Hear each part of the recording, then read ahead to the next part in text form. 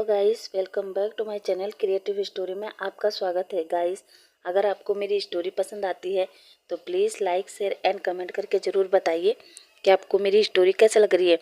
और जो भी मेरे चैनल पर नए आ रहे हैं प्लीज़ मेरे चैनल को सब्सक्राइब करें। Thank you.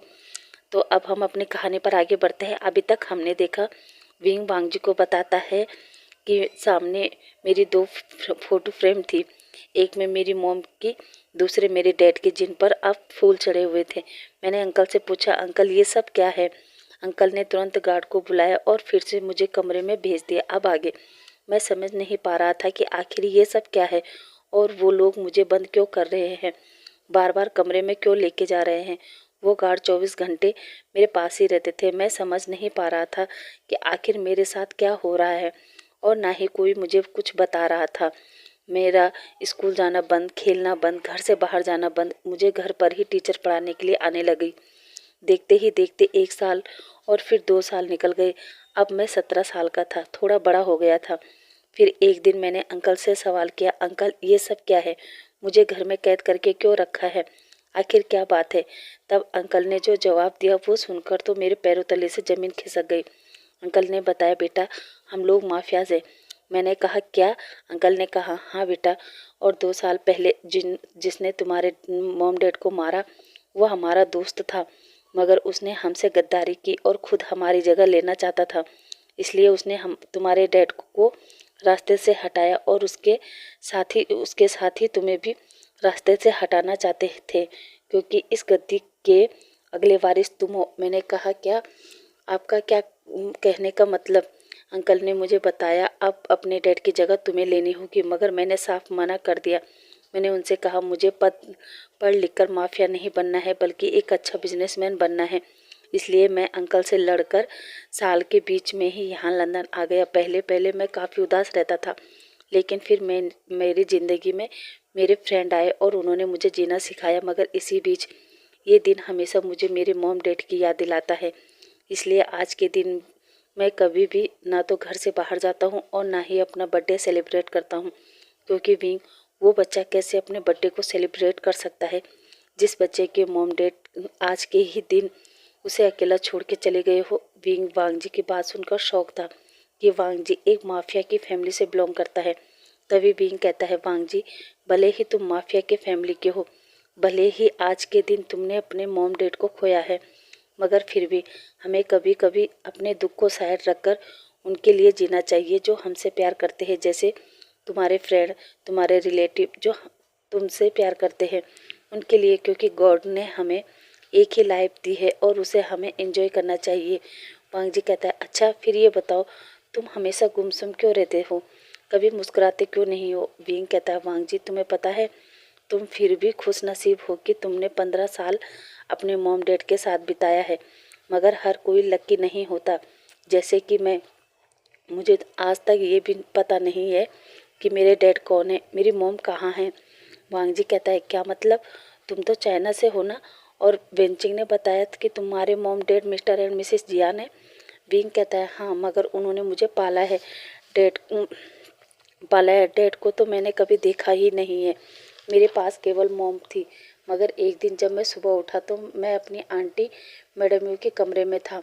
मैं वहाँ से उठकर अपने घर गया तो देखा मेरा सारा घर का सामान बिखरा पड़ा है और मेरी मॉम वहाँ नहीं थी। मैं बहुत रोया। सुबह से लेकर शाम तक गेट पर बैठकर अपने ही घर को देख रहा था कि मेरी मॉम अभी आएगी और मुझे गले लगाएगी, मगर ऐसा कुछ नहीं हुआ।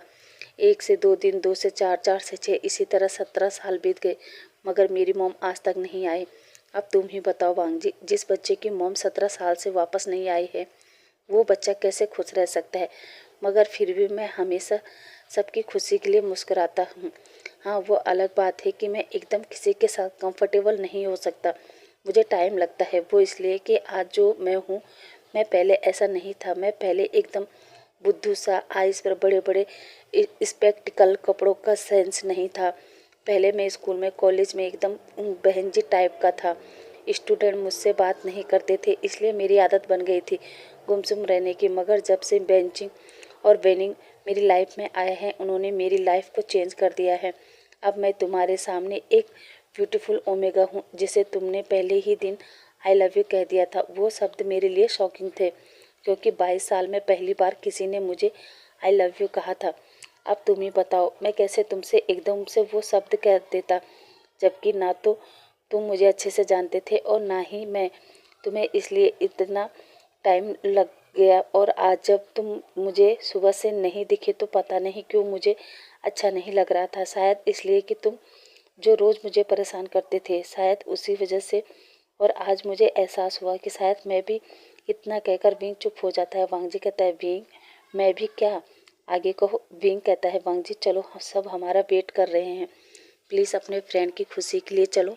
वांग जी कहता है, ओके ठीक है, पर उससे पहले तुम बताओ तुम क्या गिफ्ट लेकर आए हो? वैसे भी किसी के बर्थडे पर खाली हाथ नहीं जाते हैं। विंग कहता है, ओह सॉरी वांग जी, वो अचानक ही ये प्लान बना, इसलिए मैं गिफ्ट लेके नहीं आया। सॉरी वांग जी। वांग जी कहता है, विंग अगर मैं तुमसे कुछ मांगूँ तो क्या तुम मुझे दोगे? विंग कहता है, हाँ बताओ क्या चाहिए तुम्हें? वांग जी विंग का हाथ पकड़ता है और कहता है, विंग मुझे तुम चाहिए, तुम्हारा ये हाथ चाहिए, तुम्हारा दिल चाहिए। विंग तो एकदम शौक। और वांग जी धीरे धीरे आगे बढ़ रहा था और विंग के करीब जाकर कहता है, और मुझे किस चाहिए विंग, प्लीज़ क्या मैं तुम्हें किस कर सकता हूँ? अच्छा बर्थडे गिफ्ट ही समझ कर दे दो। विंग भी मुस्कुराकर कहता है, वांग जी ये गिफ्ट महंगा है, इस गिफ्ट की कीमत मेरी रिस्पॉन्सिबिलिटी है, ज़िंदगी भर का साथ है। वांग जी कहता है, मंजूर है विंग। और वो एकदम से विंग के लिप्स को कैप्चर कर लेता है और विंग को एक हॉट पैशनेट किस करता है। विंग भी वांग जी को रिस्पॉन्स कर रहा था। दोनों ही एक दूसरे के किस में मेल्ट हो गए थे, क्योंकि कहीं ना कहीं विंग भी वांग जी को प्यार करने लगा था।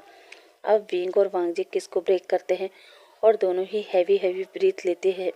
अब विंग वांग जी से कहता है, वांग जी चलो, तुम्हारी पार्टी तुम्हारा इंतजार कर रही है। वांग जी कहता है, ओके भी। अब वो दोनों टेरिस पर जाते हैं, जहां आज वांग जी को टेरिस पर देखकर बेंचिंग, कुआन, न्यूसेन, शुयान शौक थे, क्योंकि इतने सालों बाद वांग जी अपने बर्थडे के लिए टेरिस पर आया था। जहां बेंचिंग एकदम से विंग के पास आती है और विंग से कहती है, विंग ये तुमने कैसे किया? विंग कहता है, बस थोड़ा सा प्यार और थोड़ा सा अपनापन इंसान से कुछ भी करा सकती हैं।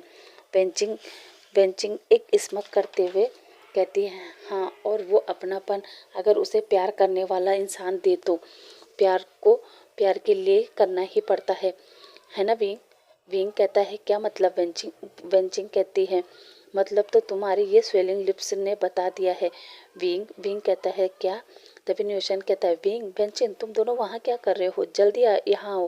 बेंचिंग कहते हैं, हाँ अभी आई। बेंचिंग विंग से कहती है, विंग चलो। अब विंग और बेंचिंग सबके पास जाते हैं, जहाँ वांग जी ने हाथ में नाइफ पकड़ा हुआ था, वो केक कट करने वाला था। तभी वो विंग से कहता है, विंग मेरे पास आओ। विंग कहता है, क्या? पर क्यों? वांग जी कहता है, प्लीज़ आओ ना। सभी विंग से कहते हैं, विंग जाओ, विंग जाओ। विंग भी सबकी बात मानकर वांग जी के पास चला जाता है। अब वांग जी विंग का हाथ पकड़ता है और केक कट करता है। बाकी सभी लोग बर्थडे सॉन्ग गा रहे थे। अब वांग जी केक उठाता है और विंग को खिलाता है। विंग भी वांग जी को केक खिलाता है और फिर वांग जी सभी को खिलाता है। अब सभी लोग वहाँ ड्रिंक खाने का सामान लेकर आए थे, वो सभी लोग ड्रिंक करने लगते हैं। ड्रिंक करते करते सभी लोग फुल टाइट हो चुके थे और वो लोग वहीं टेरिस पर लुढ़क जाते हैं। अब विंग जिसने ज़्यादा नहीं पी थी, वो जाकर टेरिस के साइड में जाकर खड़ा हो जाता है। वो टेरिस से पूरी जगह को देख रहा था। तभी अचानक पीछे से वांग जी विंग को हक कर लेता है। विंग वांग जी से कहता है, वांग जी ये तुम क्या कर रहे हो? कोई देख लेगा। वांग जी कहता है, विंग वो सब ड्रिंक करके बेहोश हो चुके हैं और अब तुम और मैं ही यहाँ पर अकेले हैं। और वांग जी विंग को अपनी तरफ पलटता है और धीरे धीरे उसके तरफ बढ़ने लगता है और विंग भी अपनी आंखें बंद कर लेता है। अब वांग जी विंग के लिप्स को कैप्चर कर लेता है और वांग जी धीरे धीरे विंग को हॉट पैशनेट किस करने लगता है। धीरे धीरे विंग की बॉडी भी रिएक्ट करने लगती है और दोनों ही टेरिस पर एक दूसरे के साथ इंटीमेट हो जाते हैं। अब अगली मॉर्निंग हम विंग को उसके कॉलेज में देखते हैं, जहाँ विंग आज कुछ अजीब तरीके से चल रहा था। उसका इस तरीके से चलने को देख वेनिंग कहता है, विंग क्या हुआ? क्या तुम्हारी तबीयत ठीक है? विंग कहता है, हाँ क्यों, क्या हुआ? वेनिंग कहता है, फिर तुम अजीब तरीके से क्यों चल रहे हो? विंग कहता है, अरे कुछ नहीं, वो क्या है ना, पैर में दर्द है, दर्द हो रहा है इसलिए। वेनिंग कहता है, फिर तुमने सुबह क्यों नहीं बताया, हम डॉक्टर के पास चलते। विंग कहता है, कुछ नहीं, ठीक हो जाएगा। तभी दूर से वांग जी उन दोनों को देख रहा था। विंग वेनिंग से कहता है, तुम चलो, मैं वॉशरूम से आता हूँ। वेनिंग ओके कहता है। विंग वॉशरूम जाता है और अपनी बैग और बेली को पकड़ता है और कहता है, ओ गॉड, ये पेन तो मेरी जान ले लेगा।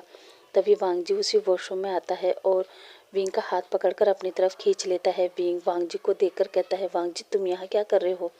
किसी ने देख लिया तो?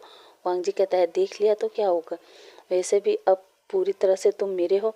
और हाँ, सुबह इतनी जल्दी भागने की क्या ज़रूरत थी? विंग कहता है, वो सब लोग उठने वाले थे। तब वांग जी कहता है, हाँ, और वांग जी अपने बैग से मेडिसिन निकालता है और पानी भी, और विंग को देते हुए कहता है, लो इसे खा लो, पेन कम हो जाएगा। विंग चुपके से वो मेडिसिन खा लेता है। अब विंग वांग जी से कहता है, तुम जल्दी निकलो, कोई देख लेगा तो। मैं नहीं चाहता कि अभी सबको पता चले कि हम दोनों एक दूसरे को डेट कर रहे हैं। वांग जी कहता है, क्या डेट? विंग कहता है, हाँ। वांग जी कहता है, विंग हम दोनों डेट कहाँ कर रहे हैं? हम दोनों तो अभी डेट पर भी नहीं गए। तो डेट? विंग कहता है, इसका मतलब कल तुमने मेरा फ़ायदा उठाया। वांग जी कहता है, नहीं विंग, बिल्कुल भी नहीं, मैं ये बात सपने में भी नहीं सोच सकता। विंग कहता है, ओके बाबा ठीक है, अब तुम जल्दी से जाओ। वांग जी कहता है, क्या? विंग, मुझे किस चाहिए? विंग कहता है, क्या तुम्हारा दिमाग खराब है इस वक्त इस जगह? वांग जी कहता है, क्या हुआ फिर? वैसे भी बहुत से स्टूडेंट यहीं इसी जगह बहुत कुछ करते हैं। विंग विंग कहता है, क्या? वांग जी कहता है, प्लीज़ विंग किस दो ना। विंग भी वांग जी की बात मान जाता है और वांग जी को किस कर लेता है। अब उन दोनों को जब भी मौका मिलता, जहाँ भी मौका मिलता, वो लोग एक दूसरे को किस करते, हक करते। अब उन दोनों के ऐसे ही हंसते खेलते दिन बीत रहे थे। विंग और वांग जी दोनों ने ही एक दूसरे को 1 साल तक डेट किया। अब अब एक दिन वांग जी विंग को अपने साथ क्लब ले जाता है, जहाँ वो लोग काफ़ी इंजॉय करते हैं, ड्रिंक करते हैं, और वो लोग उसी क्लब के होटल में फिर से नाइट स्पेंड कर लेते हैं। मगर जब सुबह विंग की आंख खुली तो उसने देखा वांग जी वहाँ नहीं था। उसने चारों तरफ वांग जी को ढूंढा, मगर वांग जी कहीं नहीं था। विंग वांग जी के अपार्टमेंट भी गया, मगर वो वहाँ भी नहीं था। विंग ने न्यूसेन, सुयान, कुवान सबसे वांग जी के बारे में पूछा, मगर किसी को भी कुछ भी पता नहीं था कि वांग जी अचानक कहाँ गया। विंग की आंखों में आंसू थे। तभी वेंचिंग कहती है, विंग संभालो अपने आप को, वांग जी आ जाएगा, क्या पता उसे कुछ अर्जेंट काम होगा और उसे अचानक जाना पड़ा हो। विंग कहता है, फिर भी वेंचिंग, वांग जी का फर्ज नहीं बनता था क्या कि वो मुझे बता दे? मगर नहीं, फिर भी उसने नहीं बताया। आखिर क्यों वेंचिंग, मेरे साथ ही ऐसा क्यों होता है? पहले मॉम बिना बताए चली गई, फिर मेरे डैड, मेरे फ्रेंड बेंचाओ, और फिर आज जिसे मैं प्यार करने लगा था, वो सब मुझे छोड़कर क्यों चले जाते हैं? इतना कहकर विंग रोने लगता है। बेंचिंग विंग को संभालती है। अब 2 महीने और बीत चुके थे। विंग के एग्जाम थे। इधर यांगली की शादी फिक्स हो गई थी, मगर विंग शादी में नहीं जा पाया। अब कुछ दिनों बाद विंग के एग्जाम खत्म हो गए और वो लंदन से वापस चाइना आ चुका था। अब अगली मॉर्निंग विंग अपना डेली रूटीन पूरा करता है और फिर वो सीधे लैंड मेंशन पहुंचता है, जहां वो वांग जी के बारे में पता करता है, मगर उसे वांग जी के बारे में कुछ भी पता नहीं चलता। अब विंग वापस टियान मेंशन आता है और अपने कमरे में बैठा था, तभी उसे वॉमिटिंग होने लगती है। वो वॉशरूम में जाता है और अच्छे से अपने फेस को क्लीन करता है और वो सोचता है कहीं मैं प्रेग्नेंट तो नहीं हूँ, और वो फिर से उठता है और डॉक्टर के पास जाता है। अब जहाँ डॉक्टर उसका चेकअप करती है और बताती है कि तुम 3 मंथ प्रेग्नेंट हो। विंग तो ये सुनता है और वो पूरी तरह शॉक, और अब वो वापस मेंशन में आता है और अपने बेली को टच करते हुए कहता है, अब मैं क्या करूँ? कैसे मैं मॉम डैड को बताऊँ कि मैं प्रेग्नेंट हूँ?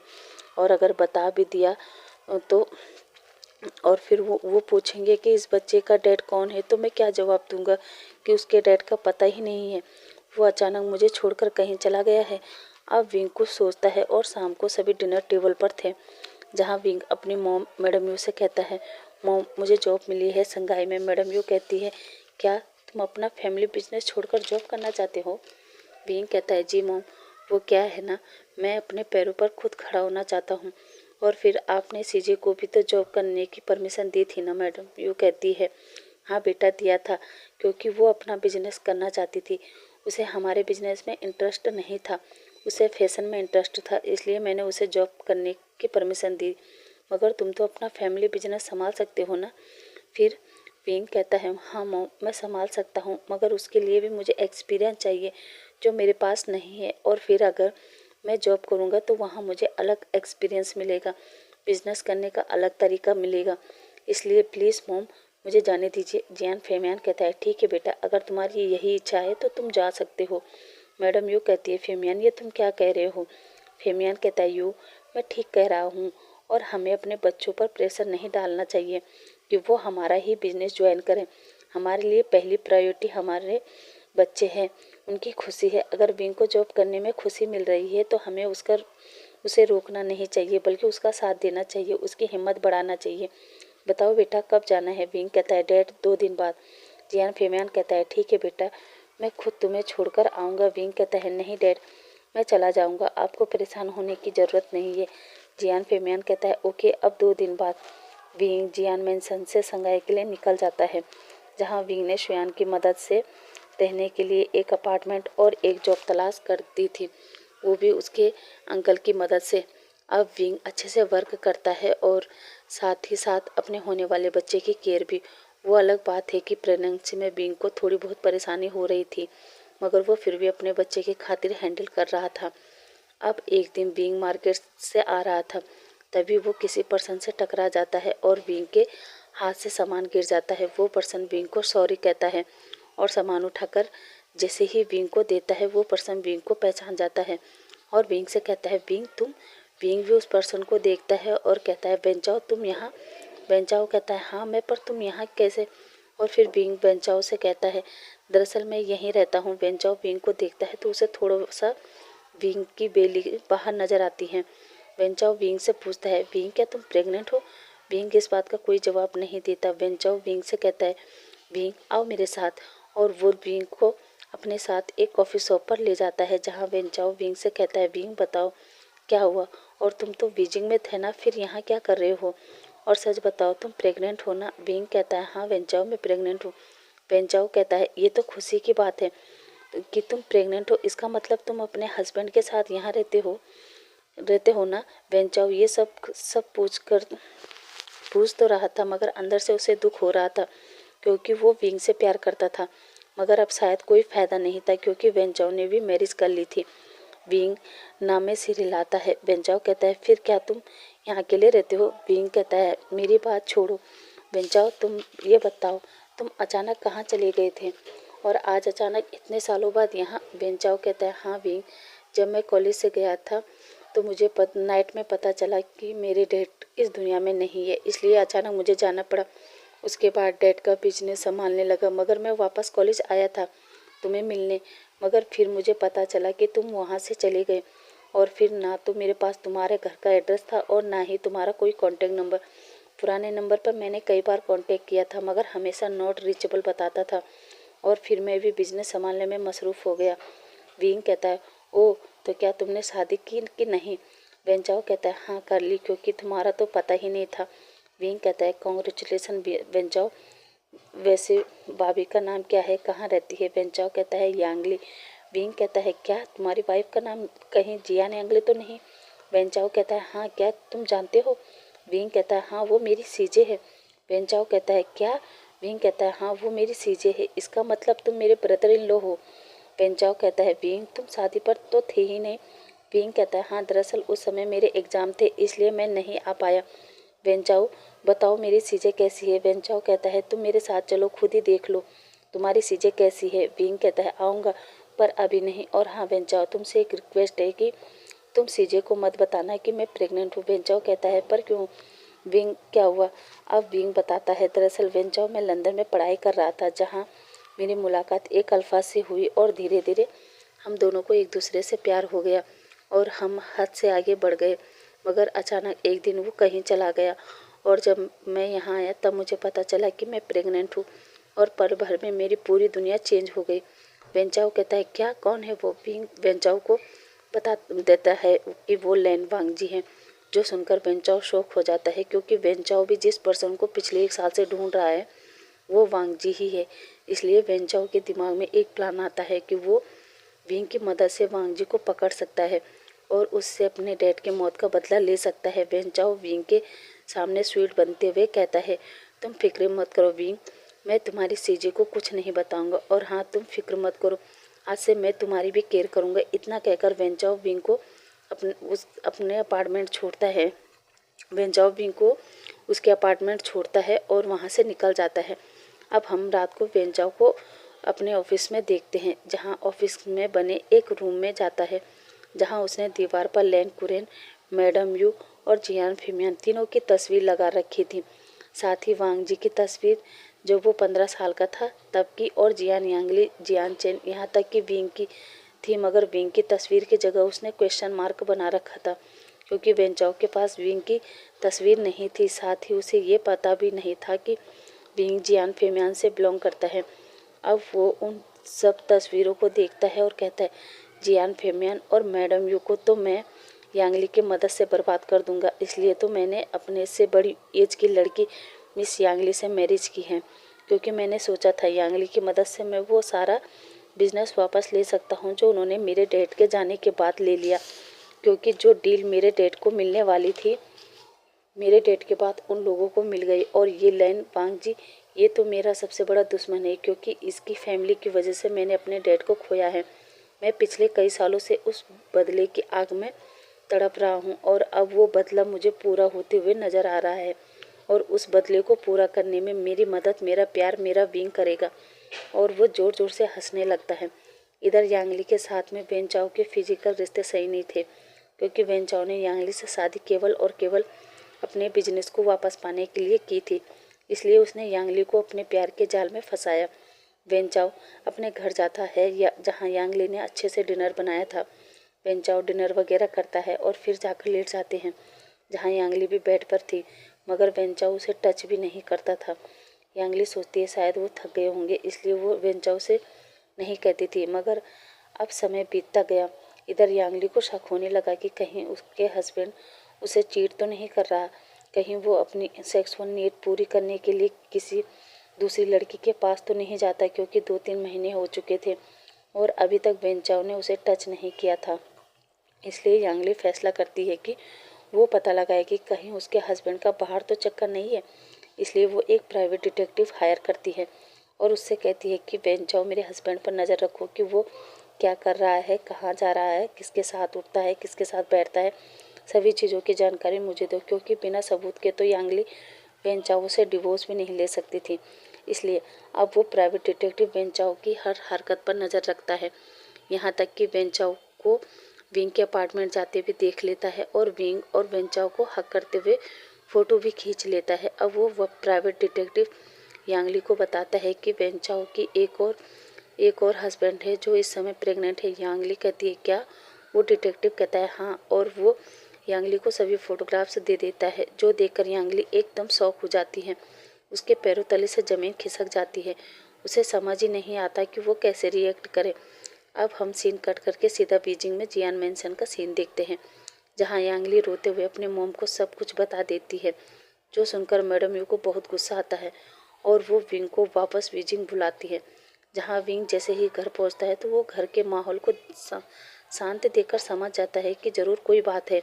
सभी विंग को देखकर मुंह फेर रहे थे। विंग मैडम यू के पास जाता है और कहता है मॉम। जैसे ही विंग मॉम कहता है, मैडम यू एक जोरदार थप्पड़ विंग को मारते हुए कहती है, तुम्हारी हिम्मत कैसे हुई मुझे मॉम कहने की? तुम्हें जरा भी शर्म नहीं आई अपनी बहन का घर तोड़ने में?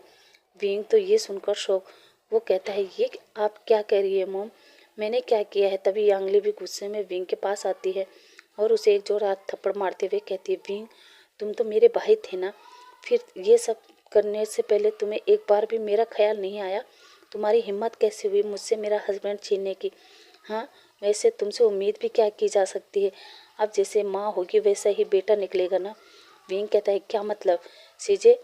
यांगली गुस्से में विंग को बहुत मारती है, उसके बाल खींचकर कहती है, हाँ विंग, तुम्हारी मॉम ने भी मेरी मॉम का घर तोड़ा था और आज तुमने भी मेरा घर तोड़ा है।